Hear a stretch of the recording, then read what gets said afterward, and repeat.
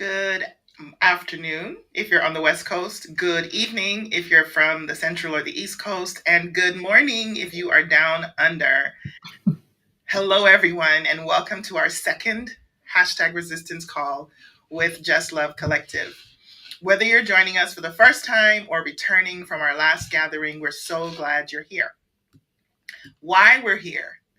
In times of intense social and political upheaval, those of us doing justice work often push ourselves to the point of exhaustion.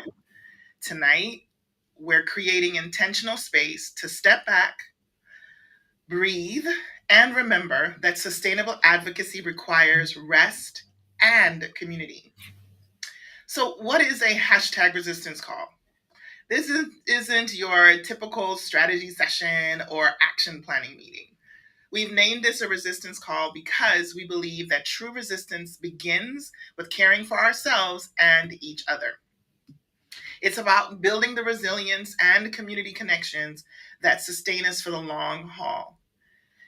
So, when we held our first #resistance call, we heard from so many of you about the need for ongoing spaces like this, places where we can be honest about our struggles, share our experiences, and find strength in our collective commitment to justice. Tonight's focus will be we're going to explore themes of rest, community, and what sustained advocacy actually looks like in practice. Our panelists bring diverse perspectives and experiences, and we're here to learn from each other. So here's what we want you to do. We want to encourage you to engage in the chat, share your reflections, and be present with us in whatever way feels right for you tonight. Let's take this time together. Let's resist by resting. Let's resist by connecting. And let's resist by sustaining each other. So I want to welcome to the space Marlene Ferreras and Julius Nam, and we have some other folks who will be joining us later on in the call. And I want to start first by just asking you both to locate yourselves. I know you both. I get to do life with you in different ways. However, for those folks who are tuning in and those who will watch later, can you locate yourself and give us a sense of what brings you to advocacy work? And maybe tell us a little bit about what your advocacy work looks like.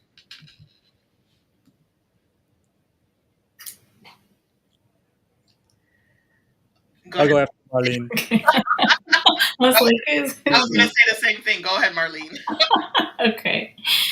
Marlene Ferreras. I am Associate Professor of Practical Theology at La Sierra University. I'm also the daughter of a single-parent Cuban refugee mother, born here in Southern California and have lived here all my life. I'm also the adoptive parent to now an 8-year-old who immigrated here from China.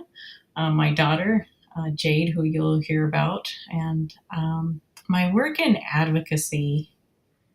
So I was trying to think about, what is it that I do in terms of like advocacy? I think teaching is a work of resistance, and there's aspects of advocacy that are done in the academic context.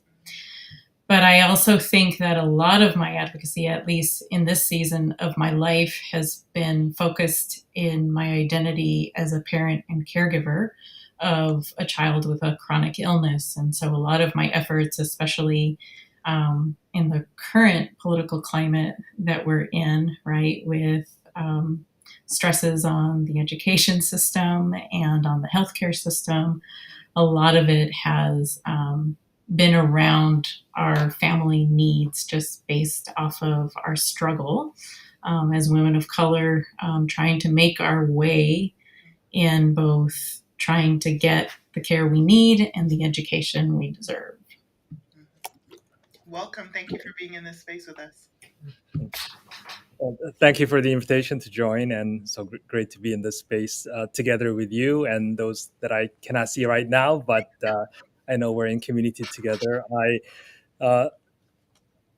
I've had different chapters in my life. I first had a pastor chapter in terms of work. I pastored for about altogether about 6 years in Seventh-day Adventist churches in Korea, Michigan, and California. And then I shifted to academia, and I served as a religion professor at Pacific Union College in Northern California and at Loma Linda University in Southern California. And altogether, I got to teach about 9 years. I'm getting an echo back. I don't know if others are as well. Um, so, uh, but in 2009, the aftermath of a particular advocacy experience that I had, along with some of my friends who are joining here. I went to law school, and before I went to law school, I was involved with Adventists Against Prop 8, a a campaign within the Adventist Church to advocate for religious liberty and the rights of minority by not preventing marriage equality rights for those who are in the LGBT community. And after that experience, I went to law school, and fast forward, I for the past 10 years I served in the U.S. Department of Justice primarily as a prosecutor. Um, but most recently, the last couple of years, I was in leadership of a organization called Community Relations Service. It's a creation of the Civil Rights Act of 1964. For the last 61 years, CRS has been America's peacemaker, a nickname that we have proudly worn, providing conflict resolution in civil rights conflicts throughout the country, starting with Bloody Sunday in Selma in Mm-hmm. 1965 to last summer, 2024, Republican National Convention and Democratic National Convention. I, along with my other colleagues, were on the streets de-escalating protests and working with law enforcement and pro-Israeli, pro-Palestinian, and other protesters to make sure that U.S. First Amendment rights are recognized, and also public safety is recognized, and expressions are made in nonviolent form. If I have a chance, I'll talk further about my most recent advocacy. And I don't want to bury the lead, so I'll just say that yesterday I was part of a lawsuit that filed a challenge to the Department of Justice and their plan to close CRS, which I believe is unlawful. So we filed a lawsuit on behalf of 11 community organizations throughout the country in a Boston federal court, hoping to stop the closure of CRS next week. So my most recent advocacy work, and to be able to do that, I have left the Justice Department now 2 weeks ago. So I'm freshly employed, and if you have any job leads, I'll also take that. That's great. Wow, Julius, thank you. Yeah. Thank you. Want to welcome to the space Nathan Brown. We're asking folks to introduce themselves and locate themselves. Tell us who you are, what you do, what brings you to justice work, or I'm sorry, advocacy work, justice work, for those viewers who may not know anything about you. Very cool. Well, thank you for the opportunity to be with you. My name's Nathan, and I'm based just outside of Melbourne, Australia, on the traditional lands of the Wurundjeri people, who are the traditional custodians of this place. And I work at the Seventh-day Adventist Church's publishing house, which is based out in the hills to the east of Melbourne, and work as a book editor. And in that work, try to prioritize telling good stories and sharing good ideas that are helpful in the work of doing good in the world, but also am passionately and regularly involved in various justice and advocacy projects. One of the things that I'm excited about at the moment is that next weekend I'm heading to Canberra, our national capital, to be involved in a program, particularly speaking up for Australia's Indigenous peoples. And the tragedy, or one of the aspects of this, is that Australia's Indigenous peoples are the most incarcerated people on the planet, as a proportion of their population, and their young people particularly more so. And one of the ongoing campaigns that we're involved with is to raise the age of criminal responsibility, where for most Australian jurisdictions it's currently set at 10. The international standard is 14. And even though the country, all the various states and territories have a common commitment to raising the age to 14, we've actually gone backwards on that in the last couple of years. And, we're locking up 10-year-olds, and almost exclusively they are Indigenous young people, at a cost of $1 million, more than $1 million a year, and doing nothing for them. And so that's a very significant thing, that partnering with Indigenous Christian leaders to raise our voices on that next weekend. Wow, I need to catch my breath because both 14 and 10 are problematic. Mm-hmm. Yes. It's Yes. not even adulthood. No. Wow. Well, thank you for being here, Nathan. We want to welcome Alex Carpenter, to the Hey, call. Alex, we're asking everyone to kind of to locate themselves for our viewers, so that we know who you are and what you do, and what does your advocacy work look like? great. Well, it's an honor to be with all of you. Thanks, Dillis, for putting this together. And I see some good friends here, so I'll locate myself. I'm in a lift in Portland, Oregon, and I'm just leaving Scott Lamert's house, where my wife Doris and we were at the Sunnyside Church listening to Seth Pierce preach a great sermon on the exorcist effect. And someone at this Sabbath, right before we had Sabbath lunch, somebody said, "Oh, I'm reading this great devotional by this guy, maybe you've heard of him, Nathan Brown, about fear." So that's cool. Um, anyway, this just doing very local things right now. This evening, I'm going with the pastor of Your Bible Speaks, Reggie. Maybe some of you know him, and we're going to the ICE detention center with him and his church. They've been holding space at the ICE detention center with protesters for the last few weeks or so, and I want to interview him about that and take some photos and all of that. So, and participate. So that's happening in a couple hours. And I could go. Maybe I'll just talk back.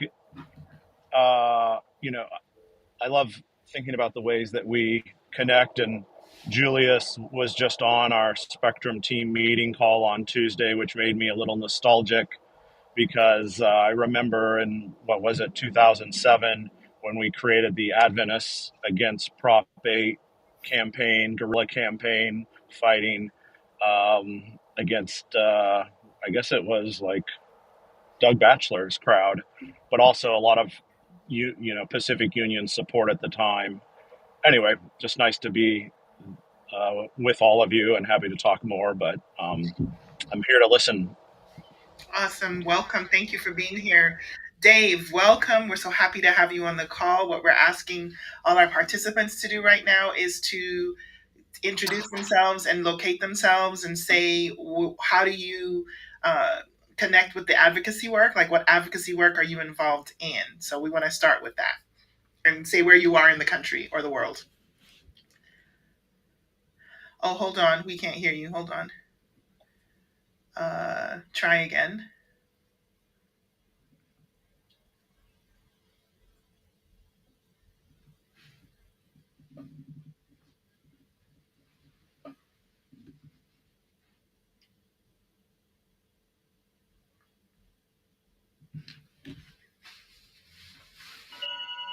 Okay. There you go. There we are. Yes. Okay. I live in Loveland, Colorado. I have been in the Los Angeles area for many years, and know a lot of the people on this call from the time I lived in California. But I moved here 2 years ago, and the work I've done in advocacy has been around with Seventh-day Adventist kinship, and I have attended a number of general conference sessions and been in support of not only the LGBT community, but women's ordination and doing things like that to help with that. I've also spent some time on the campus of La Sierra University, and that's how Marlene and I got acquainted. Marlene had me as a guest speaker for one of her classes there, and we talked about my life story and that sort of thing. After I moved here, I spent about 9 months in getting acquainted with the church in Boulder, Colorado, which is the church that I pastored when I first graduated from the seminary, and then went on to other different things. But when I came back, I started attending there again, and got acquainted with the pastor and a number of people, and started to have my membership move there. And then, as many of you know, it got blocked by the conference. The church was happy to have me. In fact, they voted to have my membership transfer from the Glendale City Church to the Boulder Church.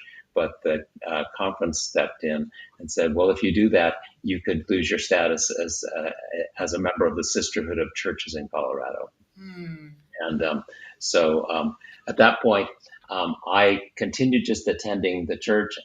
Felt like the conference was at a point that I was not able to do much to argue with them, since the president wasn't even willing to meet with me.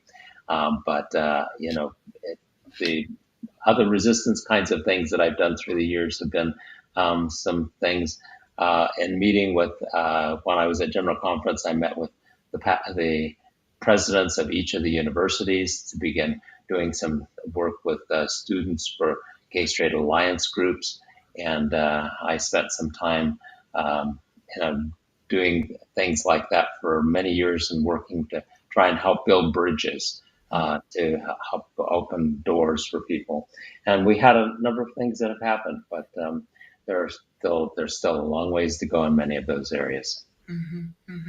Well, welcome. I'm so happy to have all of you here. I'm super stoked that Alex is making time in between one thing to another to just jump into this conversation. I realized that I didn't locate myself, and so I should. So I am Dillis Brooks. I am an Afro-Caribbean American person. I immigrated here many, many, many years ago, and I work as a chaplain. And my work in chaplaincy sets me at an intersection of being a voice for those persons who are experiencing oppression, marginalization, challenges, being able to speak up for all people, regardless of their ethnicity, identities, cultures, to be able to say there's room and there's space. And when there is not room and there's no space, then I get to speak on that. Recently, Marlene, I was in a panel with some folks at our church, and I realized that a part of my identity that I wasn't leaning into is that I am a descendant of a Maroon. And on my mother's side, I am fourth from enslavement on the island that I grew up in. And so in my own immediate family, my own immediate history, this idea of what has happened to Black bodies is not a long story. It is a recent one, which I get to talk about and articulate in spaces where there's this push towards erasure. And so that's how I come to advocacy. And as one of the leaders, I guess I could say that, for the Just Love Collective, I'm here in this space, and I'm really thankful that you all are able to be here with us this afternoon. So let's just jump right in. The first question I'd like us to engage with is, how do you define and practice resistance? Like, how do you define it? And how do you practice it? What does it look like for you? And anyone can jump in, and let's act like we're in a room together. We can talk over each other. We can finish each other's sentences. Let's just go for it. Nice. So I appreciated the question because it kind of forced me to come to a definition. Right? And I had to think backwards. I had to, because I'm a practical theologian, maybe I had to think, what is it that I do? And how might that inform what I say resistance is, right? So, the way that I practice resistance is to stay attentive, really attentive to how I'm feeling and how I'm experiencing certain rooms, spaces, or systems, and paying attention to who's benefiting in those places, including myself, right? Because sometimes it's me, the one who's benefiting and needing to analyze that place of privilege. And so I try to ask myself like a series of questions and to be reflective about my experience, right? And so I think of things like, when do I feel like I have to shrink, Mm-hmm. translate, or harden myself in order to be accepted in the space? What spaces and institutions ask me to leave a part of myself at the door in order to enter, right? And then finally, like, who benefits when I'm silent or exhausted or unseen in this place, right? So these are like, this is my practice of like thinking of resistance and practicing it. And sometimes it looks like confrontation, but certainly other times my resistance looks more like endurance and staying, despite knowing that there are many who would prefer that I'd opt out. Mm-hmm. And there's some times where my practice of resistance just really looks creative. It's a creative act of something that's starting. So, with that kind of practice in mind, the definition that I would land on is that resistance is the act of holding on to my humanity, but also the humanity of others in systems that deny it. Mm. Wow, I love that. Holding on to my humanity. Mm. The professor has spoken. School's in session, y'all. I'm hope you're taking notes. This is great. I there's like probably once a week. I think I really want to have Marlene write something for Spectrum, and I know she's so busy, and I've tried. So I'm just appreciating that I at least get to hear her. Yeah. How do you define resistance, and what does it look like in practice? I'll jump in really briefly on that. Just I think of that in terms of the work that we do, which is this kind of straddling the worlds of journalism and really thinking about how you move the center, and then also trying to model, and bring to light issues to our audience. So I think the resistance is really helping people to kind of get rhetorical tools and also access to narratives and resources that allow them to kind of unlock their critical thinking abilities to kind of cut against the dominant narratives that come from obviously within the Adventist Church, and then of course within their government. One thing that we're doing next year is two of our staff, and Felipe Carmo, got connected to a liberation theology group of kind of young scholars and activists down there in Brazil. And we just sent Andre to a meeting focused on liberation theology in Costa Rica, where he is right now. All of this is because I'm going to I've asked them to be the editors of only Latin American writers on liberation theology issue of the Spectrum Journal next year. It'll come out in the spring. So that's that's going to kind of be, I think, fun to put out into the Adventist world and just highlight the really dynamic thinking that they're doing Mm-hmm. down, south of the Tropic of Cancer, where most Adventists are. Awesome. Awesome. Nathan or Dave or Julius? Well, Julius. thank you. As in thinking about your question, my mind turned to Moses on Mount Sinai while he was up there, and the golden calf was being fashioned, and there was idolatrous religious exercise going on. God is furious, and and God says to Moses, "Leave me alone, Hmm. so that I may burn in anger, and I will make you a great nation." So everyone wants a great nation these days. And Moses had a chance to make Israel great again through himself. My Lord. Um, but God is anticipating resistance, right? Leave me Mm-hmm. Mm. alone. And in fact, God is inviting resistance. Mm. So I think of resistance as a dialogue with God. And the well-known story of that kind of a dialectical conversation goes, God is saying, "Leave me alone, so that I can, burn my anger and in my anger and destroy you with that fiery wrath, all these obstinate, hardened people." And Moses is counseling God, right? Moses is saying, "Think of who you are. Think of the godness that you are. Think about the promise that you've given to Abraham, Isaac, and Jacob." And God relents. Mm. And sometimes when we are engaging in resistance of different sorts, it feels like a Sisyphean experience, like pushing up the boulder always and never really getting anywhere, or we feel like it's merely a performative confrontation. At least that's how it feels like sometimes when we go protest. I've gone protested. I'm sure all of you have in different ways, and it feels like an empty exercise. What is the meaning of it? Where are we getting there? What are we getting to?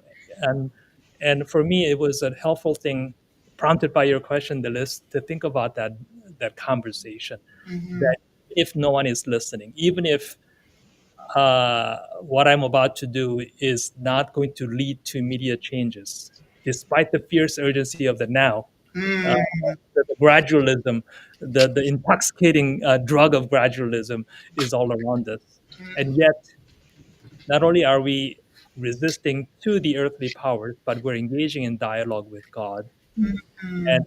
reminding God of his covenant with us. Mm. And it is a work that God is inviting us to do, sometimes facially resisting God or his people or his church, resisting God because that is the God kind of God that we have. He Mm. invites us to have that dialogue, and Mm. that's for me a wonderful thing. If I get to have that, and I'm not traveling alone. Mm. Mm. Mm. I guess that for me, that some of the steps that I go through as I'm working on trying to define the what resistance is that first of all, getting to know the players Mm. and knowing who I'm dealing with, and getting to know those people on a personal level, and understanding where they're coming from, I think is important for me. And then to seek to open up options, not only for myself but for the people that are part of that resistance that's happening. And then I first wrote down know when to move and when to pull back, and I changed the word know to learn. Mm. Learn when to move and when to pull back. And Mm. I think that's part of my definition for how I move forward with trying to do resistance. Mm. Wow, thank you both, Julius and Dave, for sharing, and also Alex for sharing. Nathan. I'm going to borrow something from Dr. Brooks, and simply because he gave me language to talk about it, and that's simply that the idea of being curious, Yeah. curiosity about the world, I think is a really important thing.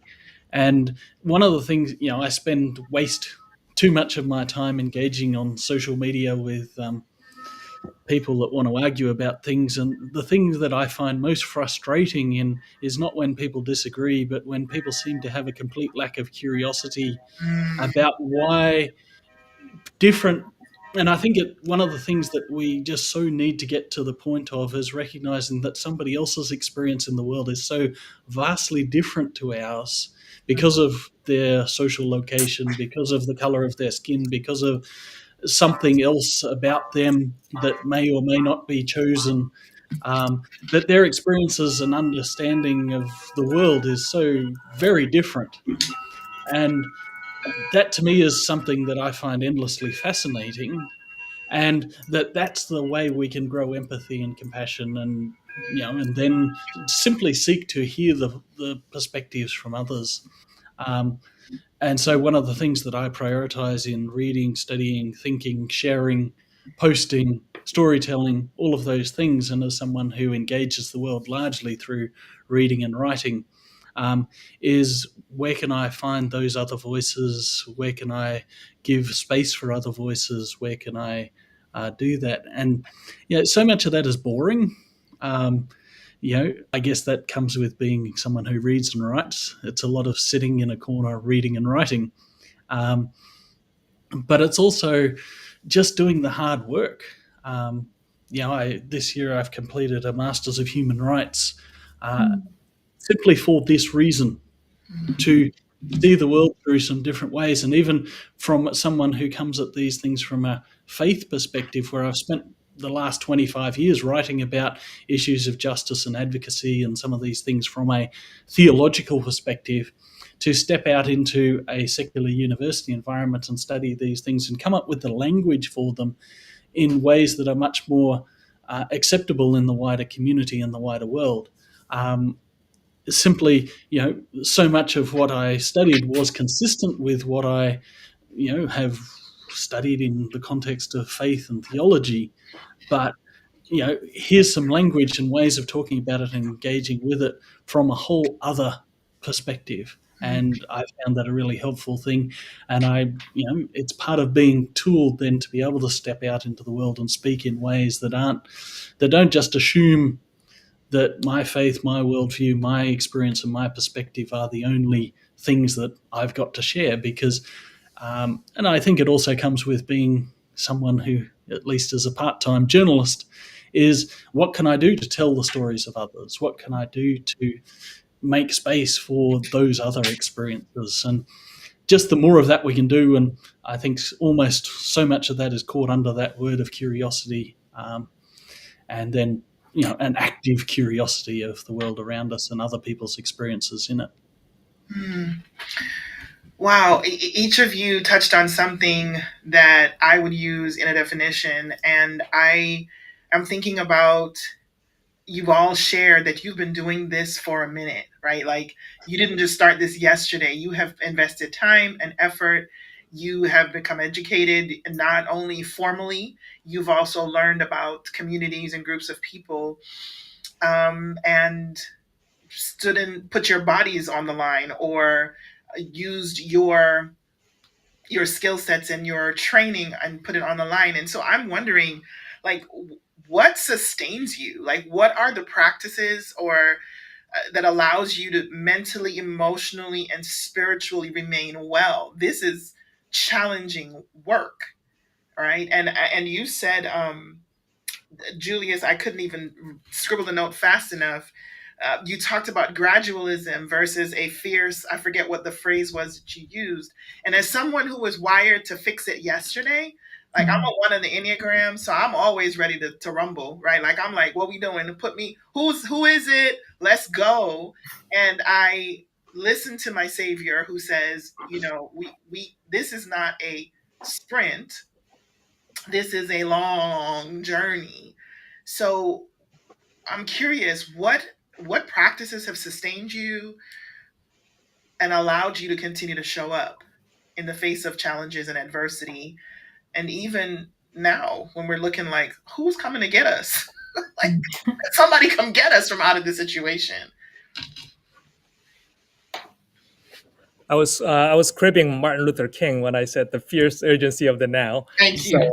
I cannot take credit for that at all. But I think his example is a wonderful example that speaks to your question, because it's not just a trope to compare him to the approach that Malcolm X took, which had even greater sense of urgency. Whereas Dr. King, he as a preacher who knows the experience of the faith community, and Malcolm X came from, yes, the faith background, of course, but there was also a more, in a sense, a purist activist approach that he had. And so there's a tension that I think they represent that is oftentimes resident within, where is this time to wait and prepare and uh, act at the right time, or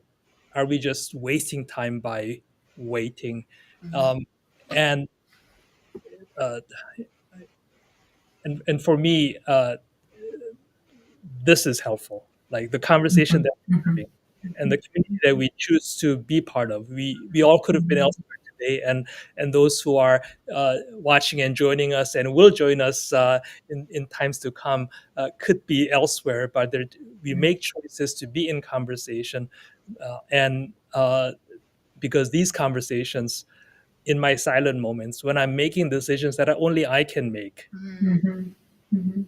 give me resource to make these decisions, and if I'm not sure, I know who to turn to. And so this, I think, being part of that community is Mhm. so important, at the same time recognizing that the God gifted Apollos one way, God gifted Paul another way, God gifted Peter another way, God gifted Ellen White one way, God gifted Alex Carpenter a different way, and yet together we form a mosaic of activism where we may make completely opposite decisions, but yet together we serve the community of justice. Mhm. Mhm. Mhm. I'm still recovering from preaching, sorry. Yeah. I was going to make a comment about Julius wearing his Sabbath best and me wearing my Sunday morning best. Mhm. I wrote a book earlier in the year called Practicing Justice, and the spark for that book was a document I came across from Dr. King and his Birmingham campaign, which was 10 commitments that they expected people that wanted to march with Dr. King and the civil rights movement in 1963 were going to sign on to, and that this wasn't just something you did on the spur of the moment as a flippant thing. It was something that you were trained to do, something that you prepared yourself to do, Mhm. something that you prepared yourself in community to do. Mhm. And the thing that caught my attention with the 10 commitments from that was that basically they were spiritual disciplines. Mhm. And, the first one was to spend time daily with the life and teachings of Jesus.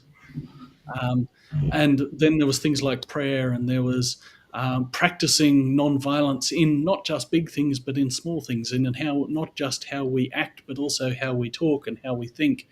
In practicing common courtesy with everybody, in regular acts of service, not just one-off kind of big protest moments, and so the second half of that book is actually going through those 10 points and sort of applying them to the potential of our lives.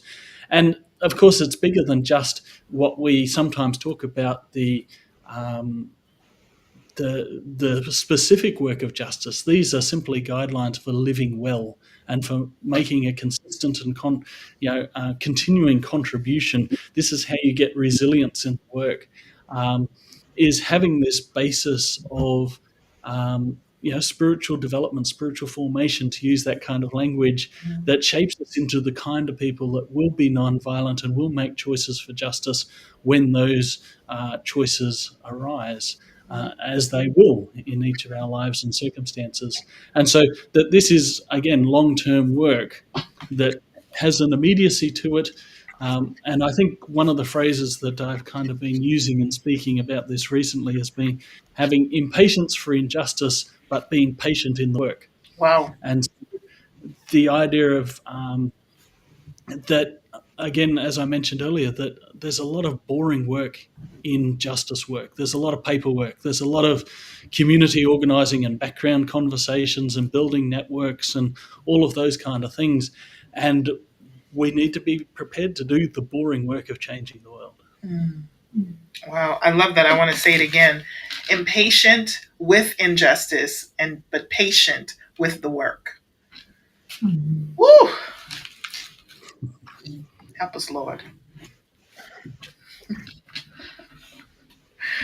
Someone else, what's sustaining you mentally, emotionally, and spiritually? What's keeping you well and whole as you are continuing this work? We've heard about community, time with God, or having practices that ground us. Yeah. Yeah, I'll kind of underline.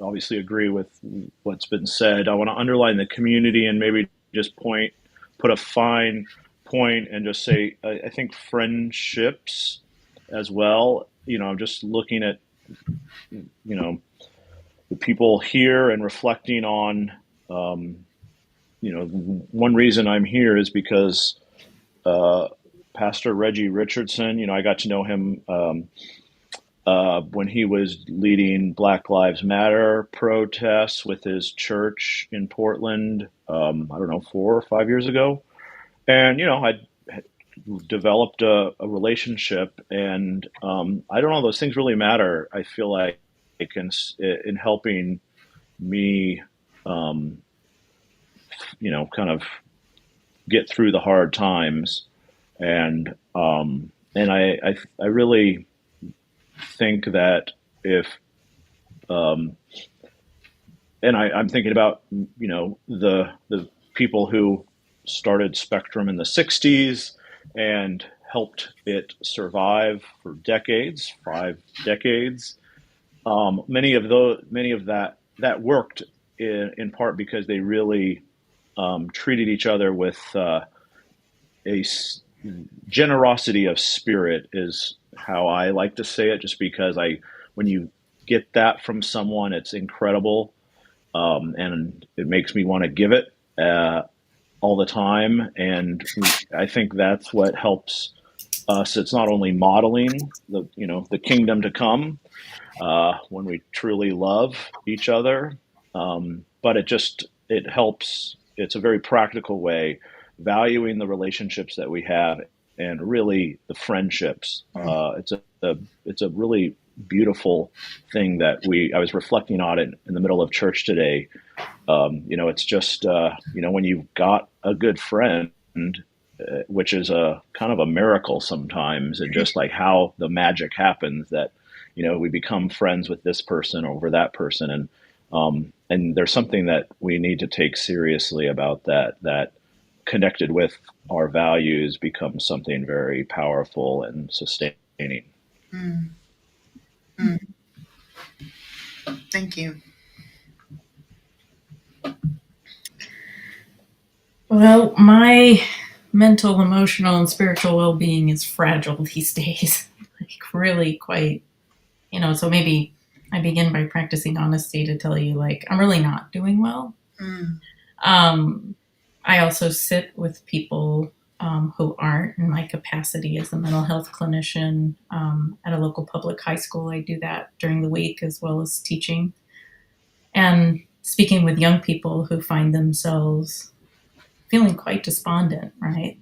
And in a bit of despair looking at the future. And I think the practice of lament, wherever we can find it, whether that's with a trusted friend, as has already been mentioned, or with a counselor, I think that's a helpful way to possibly practice sustaining ourselves without needing to be okay or to somehow pretend like we are and like what we're doing is working, because to be honest, it's not always working. But another practice that I have found really useful has been play. Mm. So, and Dill, as you share, a former professor of ours, Dwayne Bidwell, and he used to say something to the effect of like, adults have to remember or be reminded of what they've forgotten as children, right? Kind of like pointing to the wisdom of kids. Mm-hmm. And I resist ageism Mm-hmm. by apprenticing myself to my 8-year-old daughter. Mm-hmm. And it's she who teaches me to play again, right? To remember that growing older doesn't really mean losing imagination.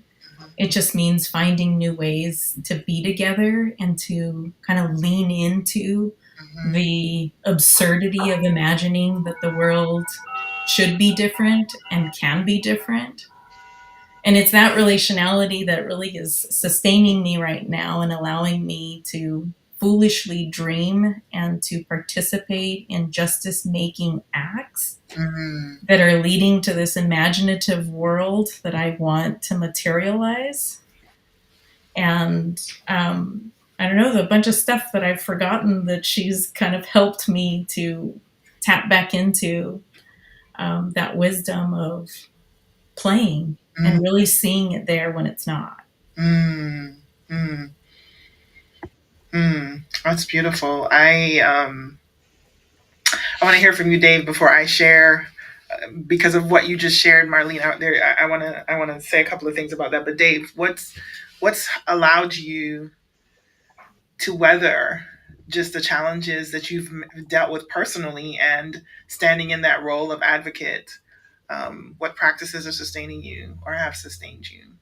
Yeah, and obviously, I'm probably older than anybody else on this call, so I've been through a number of those situations through a number of decades.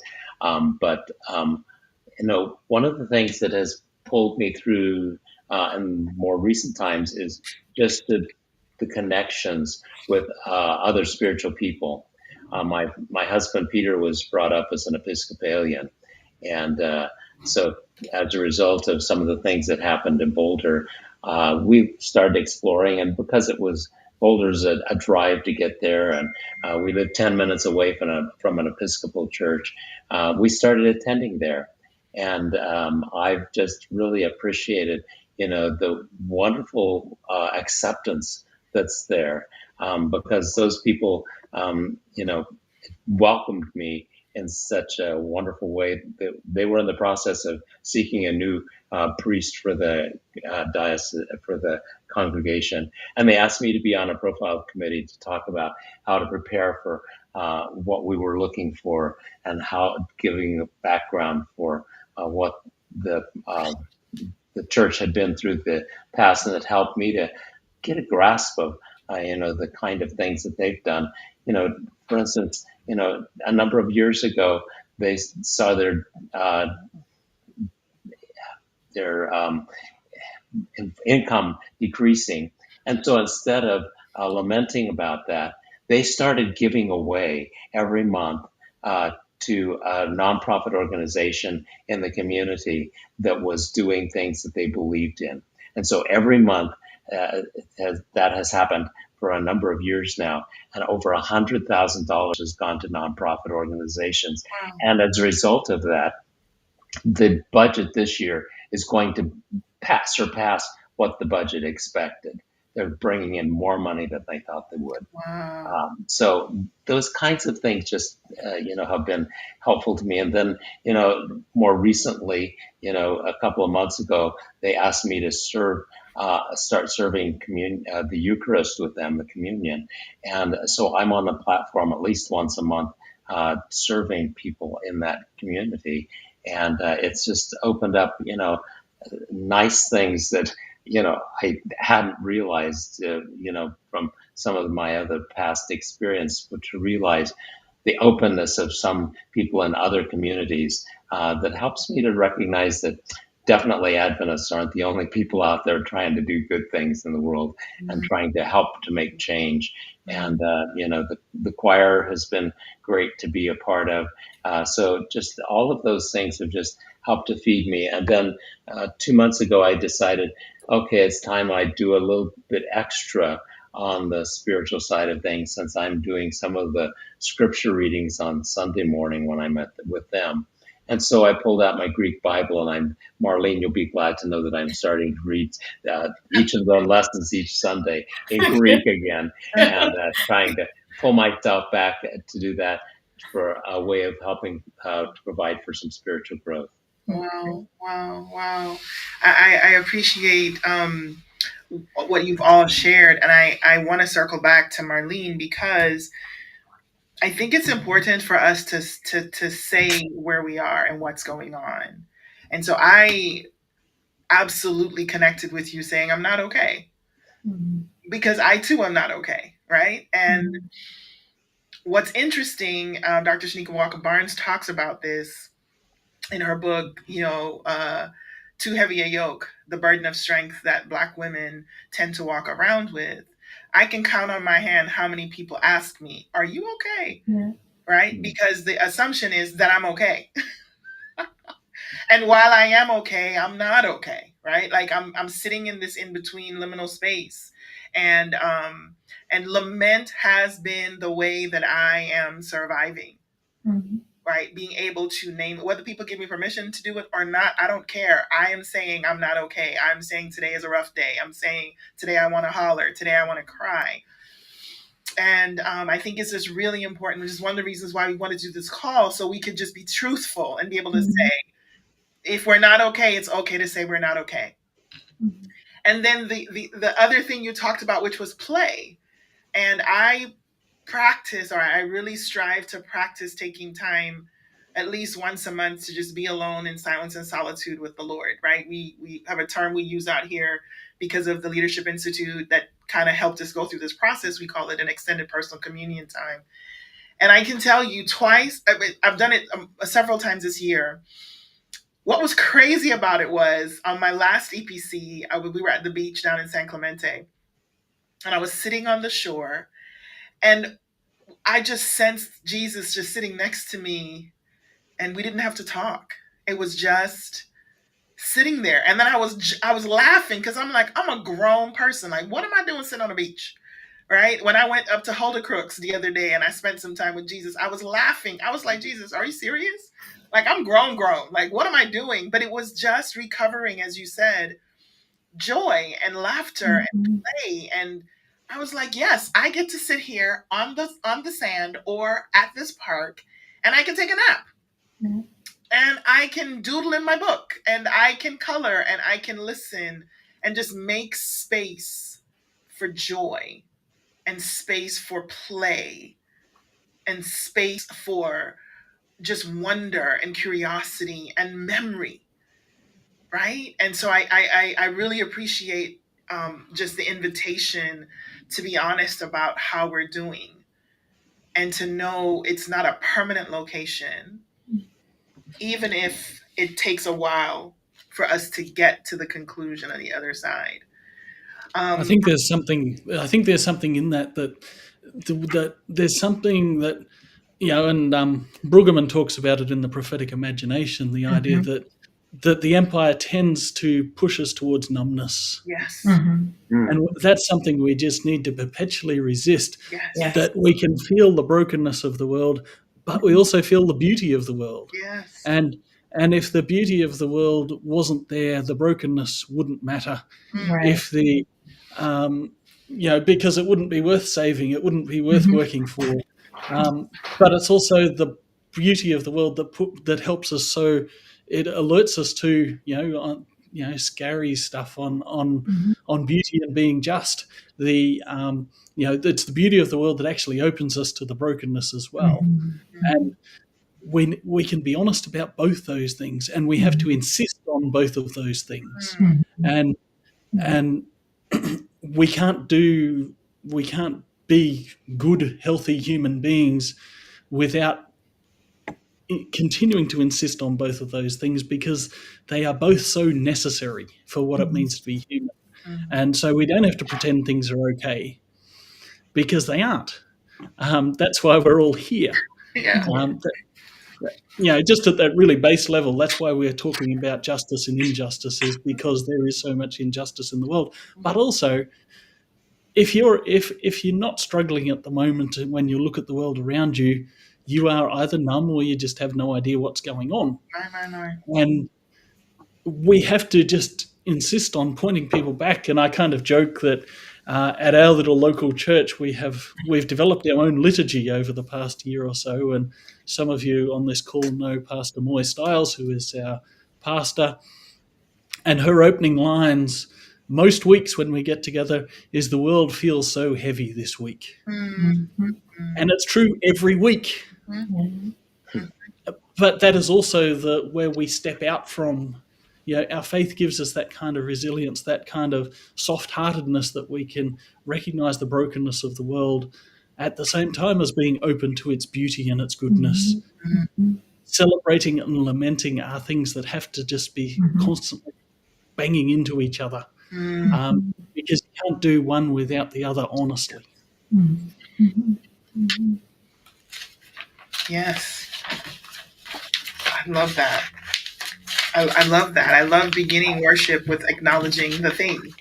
And as a chaplain, I unabashedly name it all, and every space that I'm in, I'm like, okay, so what we're gonna do is we're gonna talk about what's really going on in the room. Because I know we can choose joy and we can look for hope, but we have to actually start. This is why I love the book of Psalms so much. I don't know for any of you if the book of Psalms is a place that you turn to, but I love turning to the Psalms and hearing the psalmist declare, God, don't you see what's going on? What is wrong? I want vengeance. I want fix this thing. And then by the time they finish the lament, there is this remembrance of, I'm going to hold on. I'm going to continue to trust. And not all of them end that way, right? But there is this ability to just name and say the thing. I love that you noted that not all of them end that way, because I'm thinking of a particular psalm that ends with "Blessed are those who dash their young ones against the rocks." That is correct. Yeah. That's the end of Yeah. the psalm. Yeah. Hallelujah. Uh-huh. Or shall we say hallelujah? Or what should be in our mind? But it is the real um, feeling, emotion, and raw desires of our hearts at times to seek vengeance, Mhm. because they've caused pain on me and the people that I love. Yeah. And that is okay. Mm-hmm. Um, I don't quite understand the meaning of it, but God does say, "Vengeance is mine." Yes.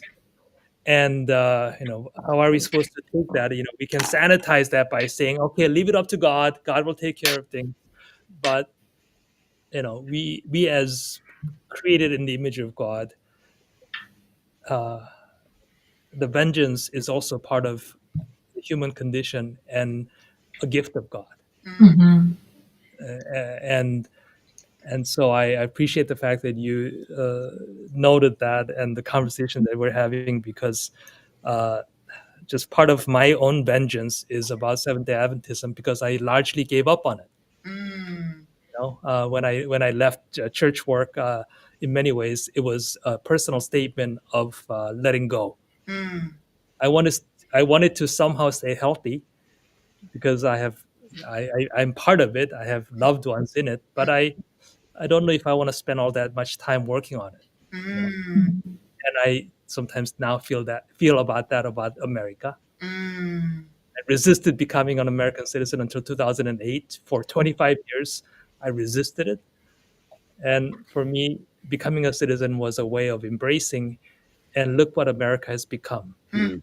since 2008, Mm. when I voted for the first time in my life Mm. for something that I found to be hopeful. Mm-hmm. Mm. And so it's an ongoing, to sort of echo what I said earlier, conversation with God. Mm-hmm. God, what the F, Yeah. right? Yeah. Are we supposed to, where is this leading? Mm-hmm. And so that's when I say, God, what the F, that's the end of one of those Psalms. Yes. Yeah. Yeah. I think Julius, I appreciate your vulnerability and sharing. I too am a naturalized citizen. I did it a long time ago because I was like, if you're taxing me, then I want to vote. Right. If you're taxing me, I'm gonna vote. And I have sat in spaces recognizing that my being a citizen, I have been complicit. The money that I have turned in has been used to hurt and harm people, and nobody called me personally and asked me if I was okay with it, right? And so I sit with that, in that tension of knowing that being in a being my home that I have sown into, where I have invested financially with my years of work and labor, both as a teacher in the public school system and working in the church school, training people to go out into the world. Like, I'm investing in people and I'm trying to train and teach them to be curious, to ask, to follow the money. Like, I'm doing all those things, and yet I have been complicit in the harm of the very people that I want to see change. And so I'm asking that same question, like, what am I supposed to do? How are we supposed to, do I stay silent? Do I continue to speak up? And what continues to sustain is this community as well. And so I'm really thankful that we get to have this conversation. And I have a almost 20-year old and a late teen, right? And so part of the conversation has to be about, how do we encourage them to not only join us in resisting, but to be sustained. Um, I'm wondering if we can name some concrete steps that can allow us to work not only collaboratively as folks on this call, but when I'm thinking about the groups of people we represent or the spaces we have influence over. And I think, Marlene, I want to start with you because you mentioned a little bit about your role as a parent. And I know there is a connection with resistance work as a result of your particular story as a parent. Yeah, so like concrete steps, like I mentioned, I have an 8-year-old daughter who has a chronic health condition, beta thalassemia major, and she requires blood transfusions every 21 days to sustain life. And in a lot of ways, I didn't recognize just how interconnected we are as community and really depend on each other for life until it was a real need that I watch every 21 days. When we go in and they hang the blood bag. And actually, a day like today, early this morning, I get a text from a friend who's been donating since 2020 when the blood shortages in the country were so low to say, hey, I just made a deposit. And it's especially meaningful, right, when today my daughter's running a fever of 103, and so I know she'll need extra blood, but I know that a friend has gone and donated, right? That there's tangible things, actions that can be taken to continue to work together to sustain each other's lives.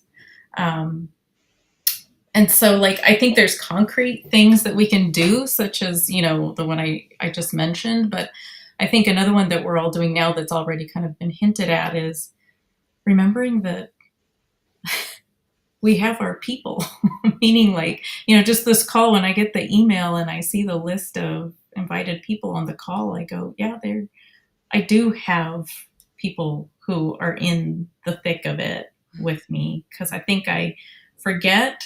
I get busy. I have colleagues who I know care. But when I'm having an especially difficult day, it's hard to recall all the good work that you all are doing, and how when I hear even just a few minute reports of everyone's advocacy work, I get encouraged because it's many of us contributing to, what we want to see be different. Mm-hmm. Mm-hmm. Thank you.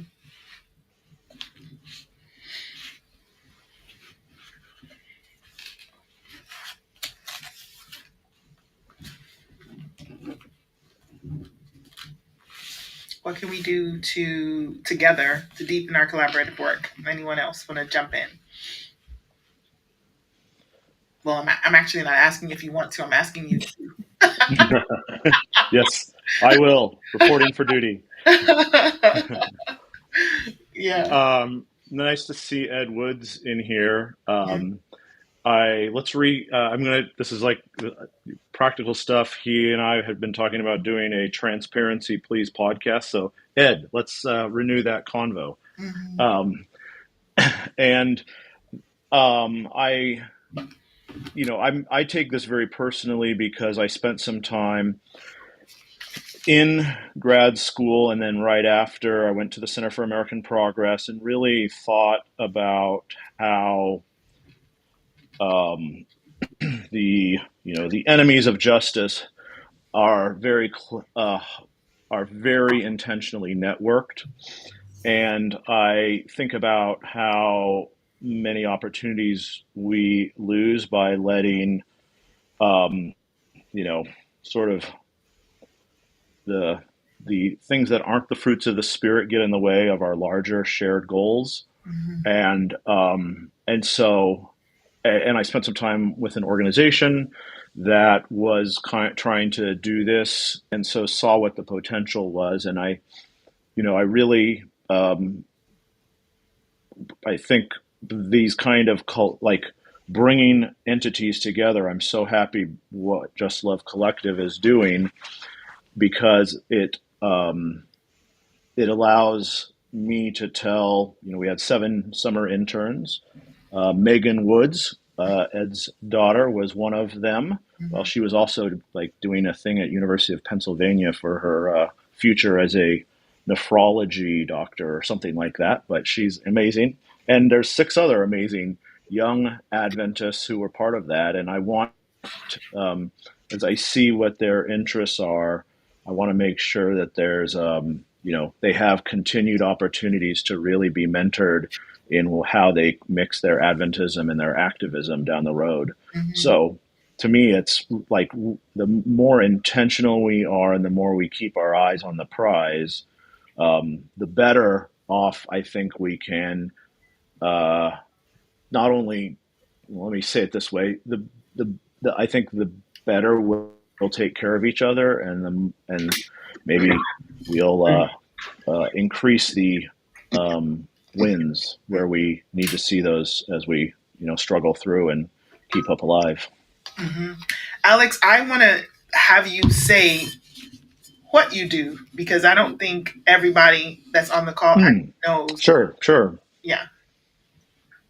I'm the executive director of Spectrum, and I have been leading that entity, which started in the 1960s as kind of a mix of two things. It was a group of Adventists who had grew up Adventists, were starting to ask questions around social issues, and we're in grad school, and so we're just kind of needed to find a community, everything that people have been saying here, community, network, friends that were willing to have those critical, difficult conversations, but also sustain each other. And that turned into the journal because they needed to keep in touch and wanted to share their ideas. We've got Courtney Ray here, Mhm. who she and I were undergrads together back in the day at Andrews, and she's been a columnist for us. And she just wrote a great piece on AI Yes, she did. with a nice little Philip K. Dick reference. Mhm. So, yeah, so I do that, and I'm, we're really thinking about how I finished a strategic plan that's really focused on, um, building for the future, not just our work, but all the work of everyone who shares our values, and thinking about that in a very, very, very strategic way. And I'm announcing we just got Denis Fortin, former dean of the seminary, still teaching at the seminary. He's going to be one of our new columnists all next year. Every month, he's going to write something from his office at the seminary. So we're looking forward to building some bridges that will continue to do one of the things we've got to do, which is move the middle, awaken their conscience, Mhm. and help them, see that Charlie Kirk is not the Adventist hero that some of them want him to be. Mm. Mm. Awesome. Thank you. Thank you for sharing that. One of the things Thanks for asking.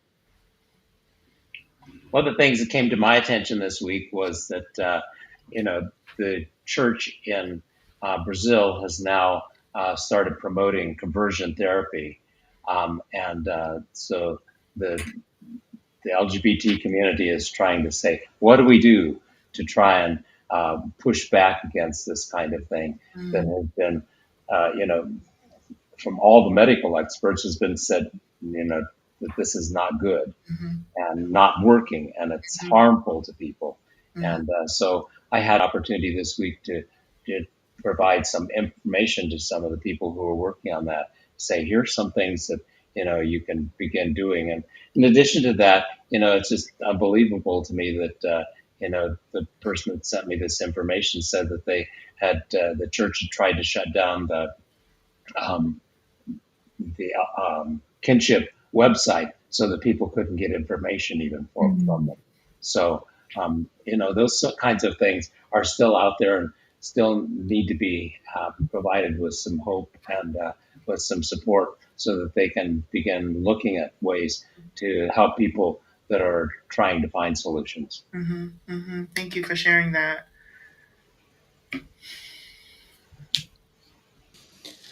I think one of the things that I'm wrestling with is I've always been a white guy, but now I'm becoming an older white guy. Um, is is finding the balance between taking up space and shutting up and getting out of the way. Mm. Um, and stepping back and saying less. And that's an interesting thing for someone whose job is writing, speaking, all of those kind of things. And I was actually prompted on this. I was had been invited to speak as the Vespers Friday Eve, Friday night speaker at Avondale University, our church's university in this part of the world, on the Friday evening. And I'd been booked months ahead.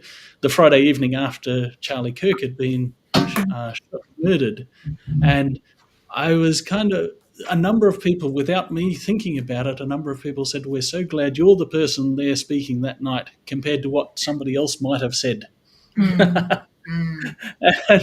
and so, it didn't matter what I say. It was just that I was stopping somebody saying something outrageous or deeply offensive or really problematic in that space.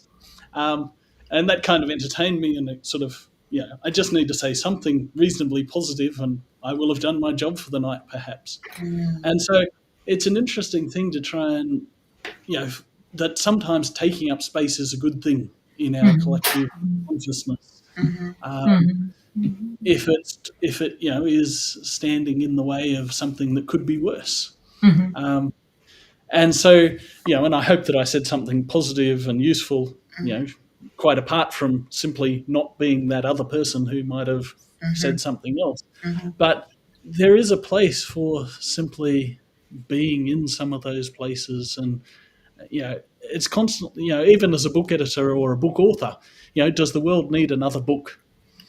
And, it probably doesn't, but it probably needs some more good books. And that's the work that we need to do.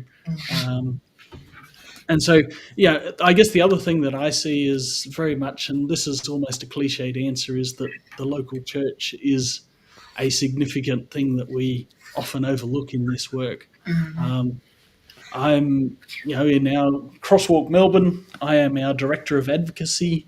I don't think that's a position that's covered in the church manual, but probably should be. And but that gives me a mandate that I can do things as this role, simply because I'm part of an organisation. And sometimes that we've written to church leaders on topics, but also even in the broader community to say, I'm the Director of Advocacy from this local community, and this is what we're doing.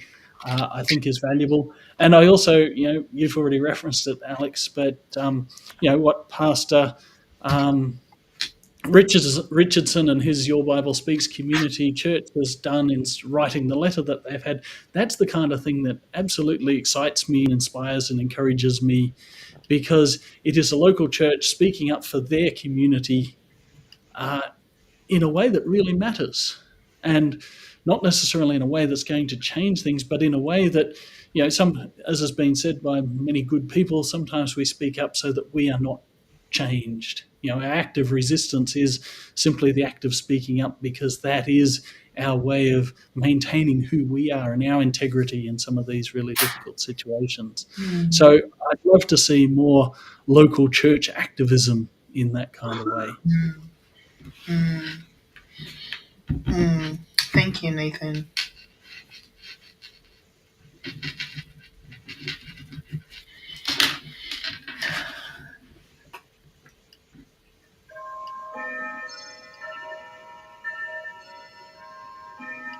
It's you, Julius. Yeah, I was enjoying the bells. Yes. The bell tolls for thee.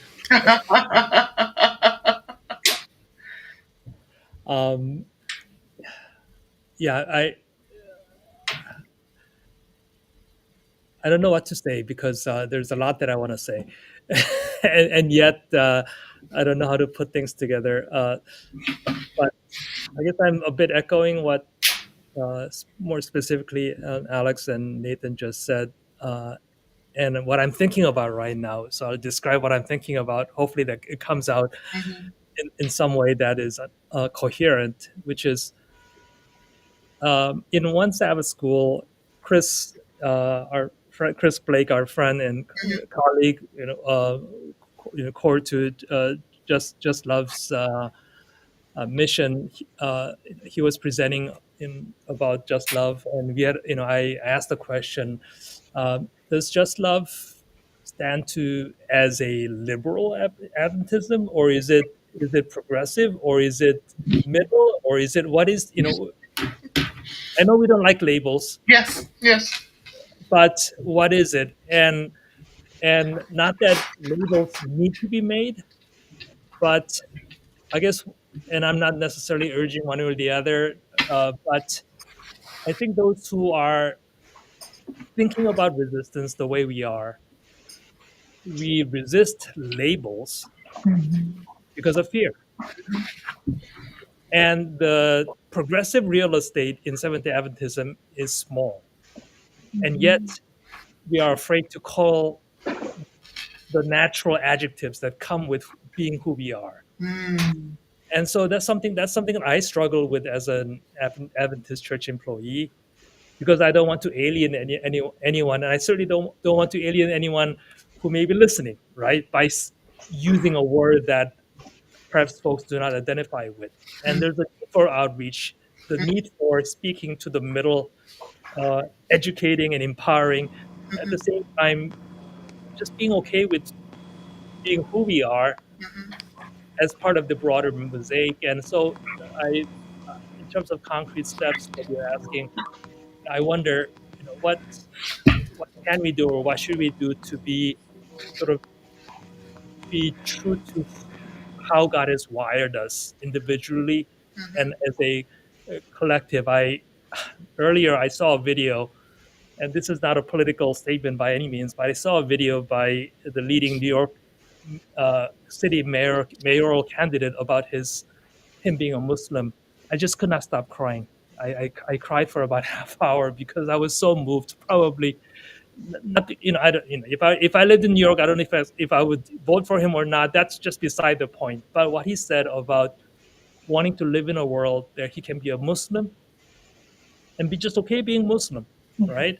Not needing to hide, not needing to mask, not needing to play something else, mhm, but just be who you are. And um, you know, what steps can I take as an Adventist, as someone who still holds on to that label? mhm, Uh, what being who I am and being able to say who I am is something that I am sort of wrestling with.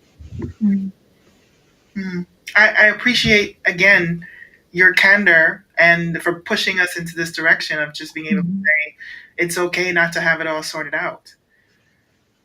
It's okay to be in the to be in this in the milieu and continue to push and ask questions, to be to be a dissident at sometimes, right? To call folks in and to also call some things out, Julius. So I really appreciate you naming that.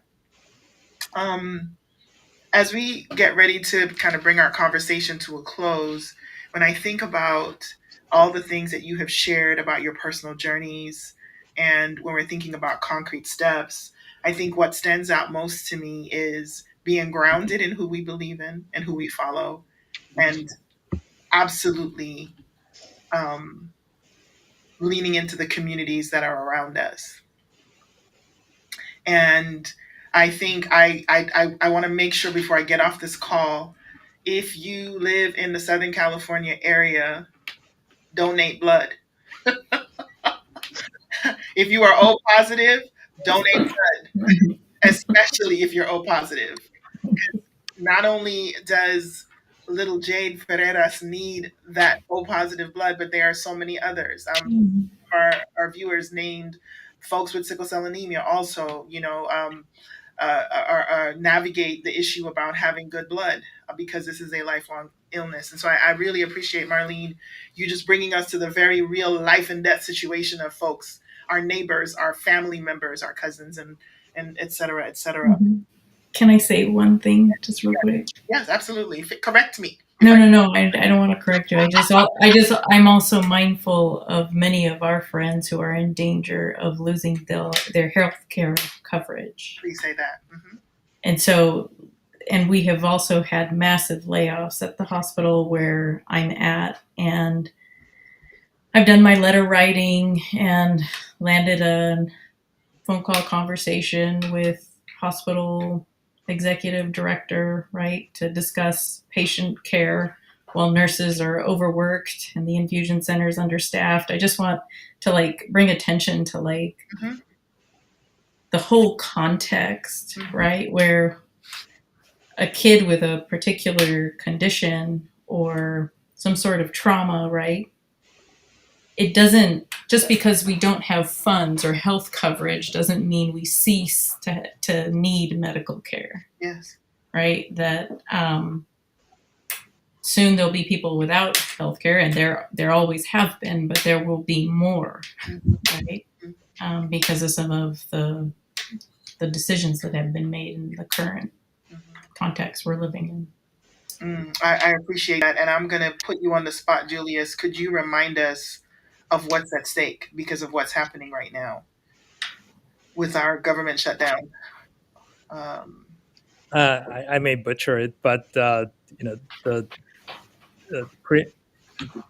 premiums tax credit that is associated with the Affordable Care Act that was increased in the last administration for those who are in need of that. That is a key political issue right now that's connected with the federal government shutdown in the United States. And um, what Marlene identified is a real concern because it has to do with real healthcare affecting real Americans in all states. And so, you know, how, we need our leaders to figure that out. And I believe there's strong bipartisan support. It's not just Democrats versus Republicans. I believe there's strong bipartisan support, but they just need to get there. And uh, yeah, that is a accurate Yeah. description of what's happening. Yeah. mhm, mhm. Thank you. I want to. I happen to be married to a preacher, and he preached a message today. And he talked about the importance of us preparing now for what is to come, and saying that we need to have community connections so that when folk are needing money to pay their rent, when folk are needing food, because that's coming, right? Like, can we all agree like that this is what's on the way? And so instead of just being focused on whether me and mine are okay, let us truly represent the community of faith, the body of Christ, the family of God, the kingdom that is present. We are a little further, well, we're all the way on the other coast.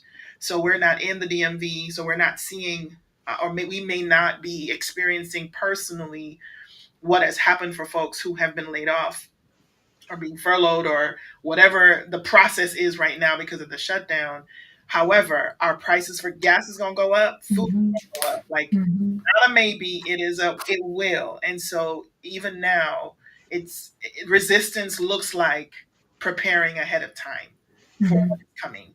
So in our last few moments, I'm going to ask each of you, is there anything that you would say as a takeaway for those folks who tuned in or those who will watch about how we can continue to resist?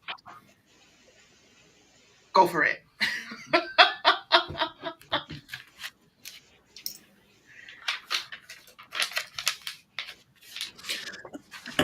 As a starting point, I think that we should not underestimate prayer. I mean, that's a good churchy answer, but it's also something that, you know, so much of my life I've been cajoled that we should be praying more. Um, and that kind of feels, well, after the first however long, and you've listed off all your aunts and missionaries and all these kind of things, what do you actually pray for? Well, I don't think it's too hard to find things to pray for. And, pray your way through your news feed. Pray your way, not just for those situations, but pray for the people that are working to do good in those places, whether it's the people who are helping, whether it's the people that are feeding people, whether it's the people who are advocating, whether it's the people doing the boring paperwork of a lawsuit or whatever. Julius, it's boring, isn't it? um, but pray for those situations that catch our attention, that touch our hearts, and really recognize that God's intention, God's intention is that these situations be, to borrow a phrase, magnificently resolved, not just sort of patched over, but that God's intention, His recreation promise for our world and for our human lives, is that the world will be set right. That's why we even, we need to even re-understand, and we've touched upon it a little bit, our long-standing discussions of judgment. Particularly in the Old Testament, judgment is something to be celebrated. It's good news. Because it is the wrong things being set right. It's God stepping in to intervene on behalf of the oppressed, and uh, that's something we should celebrate and something we should reclaim as part of our spiritual lives and practice. And even on the screen here, we've had a number of issues and things that some of our people here are indefinitely, directly engaged with. Pray for those things. There's some homework. Just pray for each other in the work that we seek to do, and recognize that there's bigger things involved. Yeah. I would say as you continue to pray, I would add a challenge, which is I'll do it through a rhetorical question. What's the most positive word in the world? Any language? Yes. It's yes. Yes Mm. is the most positive word in any language. I submit. And so say yes.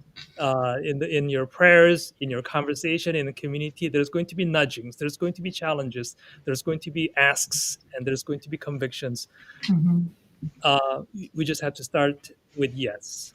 Resistance starts with a yes, and then the steps follow. So I would encourage everyone to say yes. I think our name says a lot. Just love.